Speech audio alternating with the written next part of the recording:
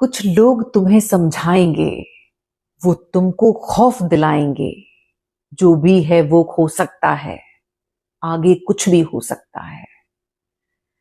आगे अक्सर कुछ होता है, पर तुम जिस लम्हे में जिंदा हो, वो लम्हा तुमसे जिंदा है।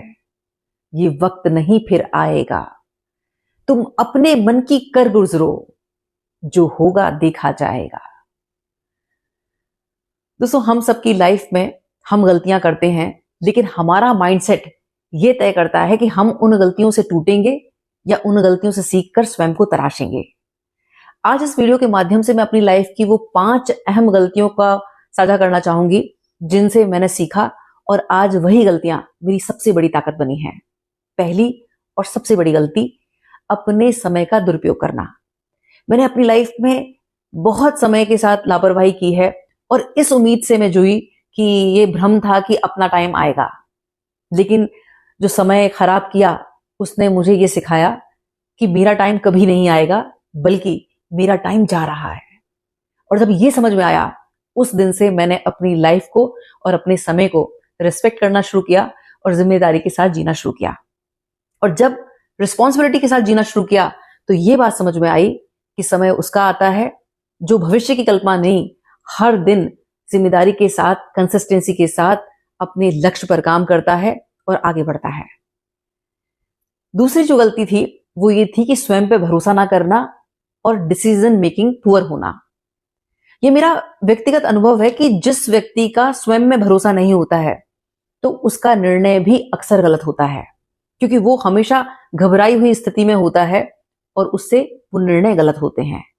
और अधिकतर केसेस में ये भी होता है कि जब व्यक्ति का खुद पर भरोसा नहीं होता है तो वो अपने जीवन के निर्णय नहीं लेता है, उसके लिए निर्णय लिए जाते हैं।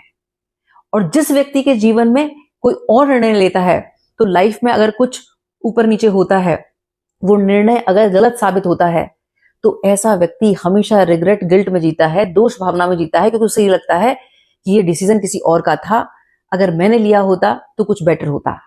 लेकिन जो व्यक्ति स्वयं के लिए निर्णय लेता है, स्वयं में भरोसा करता है, तो वो फिर कुछ अगर ऊपर नीचे होता है, कुछ ऐसा कोई चैलेंज आता है, तो वो रिस्पॉन्सिबिलिटी लेता है, क्योंकि उसे पता है कि ये मेरा अपना निर्णय था। अपनी लाइफ से एक बात ये भी समझ में आई कि ये जो सुंदर रिश्ते हैं वो हमें प्यार देने के लिए, सम्मान देने के लिए, सहयोग देने के लिए मिले हैं, लेकिन बात जब भरोसे की आती है तो निर्णय हमें स्वयं पर भरोसा करके लेना है, किसी और पर नहीं। अक्सर 2 बहुत कॉमन बातें देखने को मिलती हैं। पहला है शादी का निर्णय। अक्सर लोग प्यार में होते हैं और फिर जब उनका डिस्प्यूट होता है या तलाक होता है तो वो इस बात पर रोते हैं कि मैं अपनी जिंदगी में सबसे बड़ी गलती करके बैठा हूं कि मैंने ये निर्णय उसके भरोसे लिया था, वो मुझे छोड़ के चला गया, या उसने मेरे इस जीवन की कदर नहीं करी, मेरी कदर नहीं करी। इसमें रिग्रेट इसीलिए है क्योंकि वो निर्णय हमने दूसरे के भरोसे लिया था। ठीक इसी तरह से बिजनेस में भी कई बार जब फेलियर होते हैं तो इसमें व्यक्ति रोता है कि मैंने इतना बड़ा इन्वेस्टमेंट अपने पार्टनर के भरोसे किया था। अब वो बिजनेस पार्टनर का वो जो क्रिएटिव आइडिया था वो जब फेल होता है तो उस व्यक्ति को लगता है कि यार मैंने इतना बड़ा इन्वेस्टमेंट इसके भरोसे किया था, अब मेरा क्या होगा। लेकिन व्यक्ति का जब स्वयं का निर्णय होता है तब वो ये सोचता है कि अब मैं इस परिस्थिति से बाहर कैसे निकलूं, तो वो ऐसे में सॉल्यूशन ढूंढता है। इसीलिए बहुत जरूरी है कि व्यक्ति आत्म प्रेम से जुड़े, अपने ऊपर भरोसा बनाए और उसके बाद सही निर्णय ले और अपनी लाइफ को जिम्मेदारी से जिए। जब आत्म प्रेम से कैसे जुड़ा जाता है मैंने वो सीखा, उसके बाद अपने आप पर भरोसा मेरा शुरू हुआ। इस पर बड़ी अच्छी लाइंस हैं। मेरे पर्सनल फेवरेट एक शायर हैं वसीम बरेलवी साहब, उनकी ये पंक्तियां मुझे बेहद पसंद हैं, जो कहती हैं कि सभी को छोड़ खुद पर भरोसा कर लिया मैंने, वो जो मैं मुझ में मरने को था जिंदा कर लिया मैंने। मुझे उस पार जाने की जल्दी ही कुछ ऐसी थी कि फिर जो कश्ती मिली उसी पर भरोसा कर लिया मैंने। और मुझे ये खौफ दे मालिक, मुझी पर है नजर तेरी। मुझे ये खौफ दे मालिक, मुझी पर है नजर तेरी। बस इतना ही नहीं काफी कि सजदा कर लिया मैंने। तो भरोसा स्वयं पे करना है और अपना निर्णय स्वयं लेना है। अब अगर मैं अपनी तीसरी गलती की बात करूं तो मेरी लाइफ की 3rd मिस्टेक ये थी कि किसी स्पेसिफिक पर्सन पर पूरी तरह से आश्रित हो जाना। अगर मैं अपनी करियर की बात करूं तो जब मैंने बतौर एक मेकअप आर्टिस्ट अपने सारे कोर्सेज कंप्लीट किए तो मेरी एक स्टाफ मेंबर थी जो बहुत रिस्पॉन्सिबल थी, बहुत ईमानदार थी, अपने काम के प्रति समर्पित थी। उसको बहुत लगन थी नया सीखने के लिए, तो जो मैंने सीखा था वो मैंने सब कुछ उसको सिखाया और उसने अपने काम को बहुत ईमानदारी से समर्पण के साथ निभाया और वो समय के साथ मेरा राइट हैंड बन चुकी थी और मैं अपने हर छोटे बड़े काम के लिए उस पर आश्रित रहा करती थी। वो मेरा राइट हैंड थी। अब होता यह है कि जो मेकअप आर्टिस्ट होते हैं, जिनका मेकअप का काम होता है, उनके पास जो आने वाले इवेंट्स होते हैं उसकी बुकिंग्स 7-8 महीने पहले, 9 महीने पहले, कई बार साल भर पहले आ जाती है और हमारे पास पेमेंट आ जाता है। तो वो हमारी रिस्पॉन्सिबिलिटी होती है कि अब वो जिम्मेदारी हमें निभानी है। अब हुआ ये कि वो जो स्टाफ मेंबर थी बाहर से थी, तो फूड एकोमोडेशन हमारी जिम्मेदारी हुआ करती थी और उसको 18,000 सैलरी मिल रही थी। ये बात है आज से 10-12 साल पहले की है। तो हुआ ये था कि उसको कोई बिजनेस अपॉर्चुनिटी मिली और यहाँ उसे 18,000 मिल रहे थे और जो कंपनी उसको ऑफर कर रही थी वो 40-42 हजार थे। अब उसे ये बहुत अच्छे से पता था कि पीक सीजन चल रहा है, अगर मैं ये डिस्कस करूंगी तो मुझे किसी भी तरीके से निकलना नहीं दिया जाएगा। और उसका जो लेन देन का भी काम था बड़ा साफ सुथरा था, तो उसका पेमेंट सारा क्लियर था, उसकी सैलरी वैलरी सारी क्लियर थी। और मैं इस उम्मीद में थी, नेक्स्ट डे मेरा एक बड़ा इवेंट था और मैं इस उम्मीद में थी कि हमें पूरी टीम के साथ तैयार होकर निकलना है। सारी तैयारी थी और जब मैंने उसको कॉल किया तो उसके कॉल्स नहीं मिले। तो जब स्टाफ मेंबर को भेज के देखा कि भाई वो कहाँ है, तो पता चला कि रात को वो वॉल्वो लेके निकल गई है। उसको जल्द से जल्द वहां पर ज्वाइन करना था क्योंकि वो जो अपॉर्चुनिटी थी उन्होंने कहा था कि आप जल्दी ज्वाइन कर लोगे तो ये ऑफर हम आपको दे देंगे। अब मेरी स्थिति वो थी कि जैसे 90s 80s की शादियों में ये होता था कि ये पता चला कि बिल्कुल बारात दरवाजे पे आ गई है और पंडित जी कह रहे हैं कि कन्या को बुलाइए, और पता चला कि कन्या तो गायब है। तो जो स्थिति माता पिता की होती है वही स्थिति मेरी थी। मेरे को जो मैंने इवेंट्स ले रखे थे और क्योंकि मैं उसके ऊपर डिपेंडेंट थी तो मैं उतना अच्छे से अपने आप को प्रेजेंट नहीं कर पा रही थी और भीतर मेरे जो सब कुछ चल रहा था वो मुझे डरा रहा था। तो मुझे मेरे क्लाइंट से खूब डांट भी पड़ रही थी। लेकिन लॉन्ग स्टोरी शॉर्ट, उस घटना ने मुझे भीतर से हिला के रख दिया और तकरीबन 2-3 दिन में बहुत डिस्टर्ब रही और खूब रोई। लेकिन फिर मैंने ये डिसाइड किया कि अब रोना नहीं है, अब ये सीखना है कि इस परिस्थिति से मैं क्या सीख सकती हूँ। और मुझे ये सीखने को मिला कि कभी भी लाइफ में किसी एक व्यक्ति पर आश्रित ना रहो और एक व्यक्ति को कभी ट्रेन नहीं करो, एक पूरी टीम को ट्रेन करो। फिर मैंने अपने स्टाफ से 12 गर्ल्स को एक साथ ट्रेनिंग दी और वो ट्रेनिंग मेरी सबसे बड़ी ताकत बनी। क्योंकि अब ये होगा कि एक व्यक्ति जा सकता है, 2 व्यक्ति जा सकता है, 12 के 12 नहीं चले जाएंगे। और फिर अब तब से एक ये माइंड सेट है मेरा कि जैसे ही 2-4 लोग जाते रहते हैं, नया जो टीम आता है उसको फिर मैं बिल्कुल जीरो से स्टार्ट करके, चाहे उनके पास कितना भी अच्छा हुनर है, लेकिन वो सारा का सारा हुनर मैं उन्हें देती हूँ इस विश्वास के साथ कि टीम मजबूत रहेगी। तो कभी भी किसी एक के भरोसे नहीं रहना है। इस पर भी बड़ा अच्छा शेर है कि खुदगर्जों की बस्ती में एहसान भी एक गुनाह है, जिसे भी तैरना सिखाओ वही डुबाने को तैयार है। तो इसीलिए कभी किसी एक को तैरना मत सिखाओ, सबको तैरना सिखाओ। अगर वो डुबाने की भी कोशिश करेगा तो वो और जो हाथ हैं वो आपको सहारा देंगे और किनारे लगा देंगे।